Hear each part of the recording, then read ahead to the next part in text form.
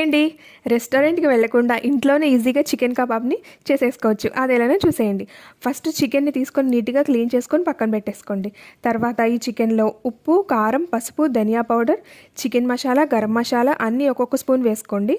తర్వాత కొత్తిమీర, ఒక స్పూన్ అల్లం వెల్లుల్లి పేస్ట్, హాఫ్ స్పూన్ మిరియాల పొడి, ఒక చెక్క నిమ్మరసం, కొంచెం ఆయిల్, ఒక స్పూన్ పెరుగు ఇవన్నీ వేసుకొని బాగా కలిపేసుకొని ఓవర్ నైట్ ఫ్రిడ్జ్‌లో పెట్టేసేయండి. తర్వాత ఇలాంటి స్టిక్స్ తీసుకోండి. 10 నిమిషాలు నీళ్ళలో నానపెట్టుకోండి, లేకపోతే కాలిపోతాయండి ఈ స్టిక్స్ని ఒక్కొక్క పీస్ని గుచ్చేసేయండి. ఇలా గుచ్చేసుకున్న వాటిని పక్కన పెట్టేసుకోండి. తర్వాత ఒక ప్యాన్ పెట్టుకోండి, దోశలు వేసుకునే ప్యాన్కి ఆయిల్ స్ప్రెడ్ చేయండి. ఈ చికెన్ పీసెస్ని ఒక్కొక్కటిగా పెట్టేసుకొని లో ఫ్లేమ్లో ఫ్రై చేసుకోండి. మధ్య మధ్యలో కొంచెం నెయ్యి, కొంచెం ఆయిల్ కూడా వేసుకొని లో ఫ్లేమ్లో కాల్చుకోండి. హైలో పెట్టకండి, లోపల వేగవు. ఇదంతా కాల్చేసుకున్న తర్వాత మనకు స్మోకీ ఫ్లేవర్ కావాలి కదండి రెస్టారెంట్ స్టైల్లో. ఈ స్టిక్స్ని స్టవ్ పైన ఒక 2-3 నిమిషాలు వీడియోలో చూపించిన విధంగా కాల్చేసుకోండి. పైన